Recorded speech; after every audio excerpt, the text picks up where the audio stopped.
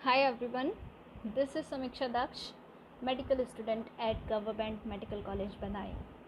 अच्छा, तो आपकी अभी क्या कंडीशन है कि फ़िज़िक्स सबसे ज़्यादा बुरी हालत हमारी फ़िज़िक्स में ही तो हो रखी है। चैप्टर्स ऐसे लगते हैं जैसे पढ़े थे कभी किसी टाइम पर, तब पर अब नहीं आते हैं। उस टाइम पढ़े थे तब आते थे, लेकिन अब कुछ भी नहीं आता है, सब साफ़ हो चुका है। ऐसी सिचुएशन है ना। डोंट वरी, अब मैं आपको वो स्ट्रेटजी बताने वाली हूँ जो मैंने फॉलो की थी, और उसके बाद से आसान सब्जेक्ट फिज़िक्स ही लगने वाला है। ठीक है, तो this is the strategy only for 15 days. अब ये लास्ट 15 डेज़ की स्ट्रेटजी नहीं है। जैसे 12 सितंबर को एग्ज़ाम है, तो सितंबर वाले जो डेज़ हैं उनमें नहीं करना है। अब ये जो अगस्त में बचा हुआ टाइम है उसी में करना है, क्योंकि वो करने के बाद आप सितंबर वाले डेज़ में आप रिवाइज़ कर लेना, फिर से एक और बार रिवीजन दे लेना। लेकिन ये जो 15 डेज़ हैं उसी में करना है आपको। तो आपका काम क्या होगा उन डेज़ में, आपको मैं वो बता देती हूँ। तो सबसे पहले आपको क्या करना है, एक चीज़ खरीदनी पड़ेगी, previous year question booklet of physics, but chapter wise. जैसे MTG की आती है, आप उसे खरीद लो। अगर 10 ईयर्स वाला आता है तो वो खरीद लो। अगर 31 ईयर्स वाला मिल रहा है तो 31 ईयर्स वाला खरीद लो, बट लगाने आपको 2020 से लेकर 2010 तक के ही हैं। अब दूसरा काम क्या करना है, आपको अपने स्टडी टाइम टेबल में से 1 घंटा निकालना है इसके लिए। अब 1 घंटा वो कौन सा वाला निकालेंगे, जैसे कि आपका डिनर का टाइमिंग सपोज़ 8 बजे है। ठीक है, 8 बजे आपको डिनर करने के लिए जाना है आपने, तो आपको क्या करना है, 7 बजे टाइमर सेट करना है। 7 बजे से लेके 8 बजे तक का। 7 से 8 में क्या करोगे कि वही जो मैं बताने वाली हूँ वही स्ट्रैटेजी आपको 7 to 8 में फॉलो करनी है। तो आप क्या करेंगे कि जैसे जो भी चैप्टर्स हैं, तो जितने भी चैप्टर्स हैं आपको हर चैप्टर में से 2-2 क्वेश्चंस उठाने हैं।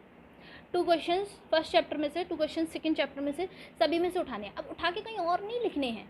कैसे करना है, जैसे कि आपके पास बुक खुली है, ठीक है, तो फर्स्ट चैप्टर में से लिया 2 क्वेश्चंस, वो भी पीछे से चलना है। 2020 से लेकर 2010 तक के तुमने सेलेक्ट कर लिए कि मुझे वही करने हैं। 2010 वाला क्वेश्चन, 2011 वाला क्वेश्चन, 2012 वाला क्वेश्चन, इस तरह से इस ऑर्डर में 2020 की तरफ बढ़ते जाना है। तो पीछे से चलना, और क्या करना है, हर चैप्टर में से 2 ही क्वेश्चन सेलेक्ट करने हैं, और इस तरीके से सभी चैप्टर में से 2-2 क्वेश्चन करते जाओ 1 घंटे के अंदर। जैसे पहला चैप्टर है, पहले चैप्टर में से पीछे से आपने 2 क्वेश्चन कर लिए, ओके, जस्ट तुरंत अगले चैप्टर पे फ्लिप करो और उसके 2 क्वेश्चन कर लिए, फिर अगले चैप्टर पे फ्लिप करो, फिर 2 क्वेश्चन कर लिए। इस तरीके से जल्दी जल्दी 1 घंटे के अंदर आपको सभी चैप्टर्स करने हैं। तो आपको पहले तो ना टारगेट बना लेना है कि अगर मैं सभी चैप्टर में से 2-2 क्वेश्चन सेलेक्ट करूं तो टोटल मेरे पास, देखो, मैक्सिमम क्वेश्चन 45 रखना, 45 तक की लिमिट रखना। अब उसके बाद क्या करना है, 45 क्वेश्चन तुम्हें रखने हैं अपने, और 2-2 क्वेश्चन सब में से लेने हैं। कोई चैप्टर ऐसा होगा जो तुम्हें ईजी लगता होगा, तो जो ईजी लगता है चैप्टर उसमें से हो सकता है तुम 3 क्वेश्चन कर लो, है ना, और जो चैप्टर थोड़ा सा डिफिकल्ट लगता है तो उसमें से 2 ही करो। ठीक है, अब 2 ही क्वेश्चन करने हैं। जैसे 2010 वाला था, 2010 वाला जो क्वेश्चन है, और उसके बाद में है 11 वाला क्वेश्चन। तो तुमने देखा 2010 वाला भी नहीं आया, मुझे 2011 वाला भी नहीं आया, तो दोनों पे सर्कल कर दो। सर्कल कर दिया, छोड़ो उसे, आगे बढ़ो। फिर देखो कि अब तो आ गए, नहीं आ रहे, स्किप कर दो, सर्कल करके स्किप कर दो। अब ऐसे आगे आगे बढ़ते जाओ। अब तुमने क्या कर चुके हो कि सभी चैप्टर से तुम्हारे क्वेश्चंस हो चुके हैं, सभी चैप्टर से तुमने क्वेश्चंस कर लिए हैं। इसका मतलब तुम्हारी 1 घंटे के अंदर सभी चैप्टर्स पे नज़र पड़ गई। अब तुम कहोगे कि मैं वो क्यों नहीं बोल रही हूँ जो कंप्लीट फुल सिलेबस वाला चैप्टर होता है, फुल सिलेबस वाला जो पेपर होता है वो क्यों नहीं कह रही हूँ। उसमें एक्चुअली क्या होता है, मैशअप हो रखा होता है सभी क्वेश्चंस का, कि आपको पता नहीं रहेगा कि मतलब आगे पीछे हो रहे होते हैं। अभी ऐसे करोगे, इससे क्या होगा कि फिज़िक्स का फर्स्ट चैप्टर है, सेकंड चैप्टर है, थर्ड चैप्टर, ऐसे पता चलता रहेगा। This is much easier, I feel. मैं ऐसी करती थी इसलिए बता रही हूँ। एट लास्ट आपको ये फील होगा कि आपने सभी चैप्टर के सभी प्रीवियस ईयर क्वेश्चंस कंप्लीट कर लिए हैं। अब इस तरह से जैसे ही करते जाओगे वैसे ही आपको कुछ दिन बाद ये फील होगा कि कोई कोई चैप्टर में से कम ही क्वेश्चन थे और वो पहले ही ख़त्म हो गए, है ना, तो वो चैप्टर 15 डेज से पहले ही ख़त्म हो जाएंगे। तो ख़त्म हो जाएंगे तो दूसरे चैप्टर्स के लिए टाइम मिल जाएगा, है ना। तो आप ये 15 डेज़ की जो स्ट्रैटेजी है इसको फॉलो करो। 2 क्वेश्चंस पर चैप्टर आपको टोटल लेने हैं 45 क्वेश्चंस बनाने हैं सारे, है ना। तो किसी चैप्टर में से 3 क्वेश्चंस कर लेना, लगे तो 4 रख लेना अपनी कन्वीनियंस के अकॉर्डिंग। यही काम आप 14 अगस्त या फिर 15 अगस्त से भी शुरू कर सकते हो। जितनी जल्दी शुरू कर लोगे उतना अच्छा रहेगा। मैक्सिमम लिमिट 31 अगस्त तक ख़त्म करना ही करना है। ओके, अब क्या किया आपने कि 1 घंटे के अंदर आपने वो सब क्वेश्चंस करके, अब आपको क्या करना है कि ऐसी कॉपी ले लेनी है, 10 रुपीज़ वाली टेस्ट पेपर की कॉपी आती है। तो इसके ये वाले जो 2 पेजेस होते हैं, इन 2 पेजेस पे रखना है। अब एक पेज पे तो आप क्वेश्चन सॉल्व करोगे, एक पेज पे क्या करो कि यहाँ पे ऐसे लाइन खींच लो, है ना। इस पे भी लाइंस तो 3 पार्ट्स में डिवाइड कर लेना है दोनों पेजेस को। एक में क्वेश्चन सॉल्व करना, एक में क्या करना कि नंबर्स डाल दिए 1 से 45 तक। 45 मैक्सिमम लिमिट में क्वेश्चंस की रखी, तो 1 से 45 में क्वेश्चंस डाल दिए यहाँ पर, और फिर उसका आंसर जो भी ABC जो भी आ रहा है माइंड में, उनका आंसर्स लिख दिया। ठीक, अब एंड में क्या करो, 1 घंटा कंप्लीट होने के बाद बस जस्ट ये चेक करके जाओ कि इस क्वेश्चन का हमने ये आंसर लगाया था, ये सही है या गलत है, सही है या गलत है। बस ये टिक टिक और रॉन्ग जो भी जैसी कंडीशन रही है वो करके जाओ। ठीक, खाना खा के आओ, 8:30 तक लौट के आओ। 8:30 पर आकर ये चेक करो कि जो क्वेश्चंस गलत गए थे उन क्वेश्चंस का टॉपिक क्या था, वो क्वेश्चंस क्यों गलत गए थे।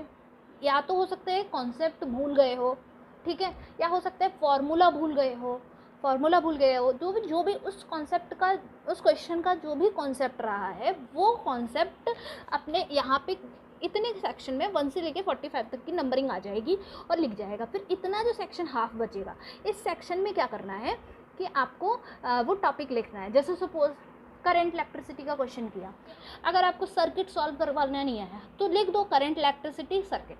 EMI वाला है चैप्टर, उसमें कोई नहीं आया है, इमोशनल EMF नहीं आया, तो मोशनल EMF ये लिख दो उसके अंदर। तो एट लास्ट क्या होगा कि जो आज के 1 दिन में जो क्वेश्चंस किए थे उसमें आपने जितने भी टॉपिक्स आपको नहीं आए हैं वो सब आपने लिख लिए। अब जो क्वेश्चन जो भी गलती की थी वो गलती दिखाई दे रही है, उनको दोबारा से सॉल्व करो, सॉल्यूशन में देखो कि क्या गलती रही थी और सॉल्यूशन देख के अपनी गलती इम्प्रूव करो। ठीक है, अब क्या होगा, तुमने टॉपिक्स देख लिए, इस टॉपिक को जाकर इसकी थ्योरी, आपकी बुक्स जो है ना, आपकी बुक्स हैं, मॉड्यूल्स हैं, जो भी है, उस बुक में जाओ और इसी टॉपिक को उठाओ।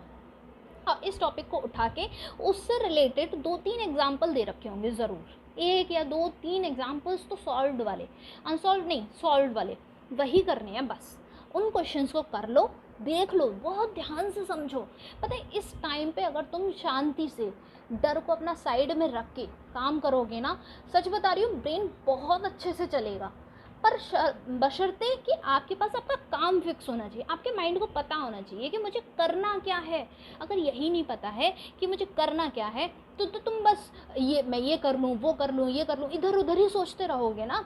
नहीं, इधर उधर नहीं सोचना है, हमें अपना एक काम फिक्स करना है। कहते हैं ना कि भले छोटा सा काम करो पर अच्छे से करो। वही बात है, ये प्रीवियस ईयर क्वेश्चंस ही अच्छे से लगा लो, बहुत इम्प्रूवमेंट होगा।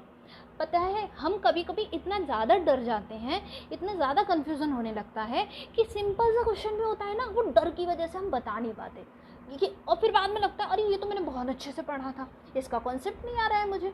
तो सिंपल क्वेश्चंस हमारे डर की वजह से चले जाते हैं। अब इससे फ़ायदा क्या होगा, इससे फ़ायदा पहला ये होगा कि आपने सभी चैप्टर्स के प्रीवियस ईयर क्वेश्चंस कंप्लीट कर लिए हैं। सबसे बड़ी बात होती है कंप्लीट करना। सब हम ये सोचते हैं कि हाँ हमने प्रीवियस क्वेश्चन किए तो थे, लेकिन हमारा मन अंदर से जानता है कि हमने कंप्लीट नहीं किया था। और जब कोई चीज़ कंप्लीट नहीं होती है, इससे हमें आगे जाके रिजल्ट्स नहीं मिलेंगे। तो कम से कम एटलीस्ट एग्ज़ाम से पहले कुछ तो कंप्लीट किया, प्रीवियस ईयर क्वेश्चंस कंप्लीट करके गए, ये आपका कॉन्फिडेंस बिल्ड करेगा। और कॉन्फिडेंस होना बहुत इम्पॉर्टेंट होता है। नॉलेज जितनी इम्पॉर्टेंट है इस एग्ज़ाम के लिए, उतनी ही इम्पॉर्टेंट कॉन्फिडेंस भी है। क्योंकि कॉन्फिडेंस नहीं है तो वो नॉलेज जो है वो सिर्फ रह जाएगी ऐसी माइंड ब्रेन के किसी कोने में पड़ी हुई, है ना। उसको एक्टिवेट करने के लिए हमें कॉन्फिडेंस की ज़रूरत होती है। ओके, तो आपको ये कंप्लीट हो जाएंगे और ऐसा नहीं ऐसा कुछ नॉलेज नहीं मिलेगी, बहुत कुछ सीखने को मिलेगा। तो आपके प्रीवियस ईयर क्वेश्चंस कंप्लीट हो गए। दूसरी बात कि आपको ये पता चलेगा कि हर चैप्टर में से मुझे कौन सा टॉपिक नहीं आता।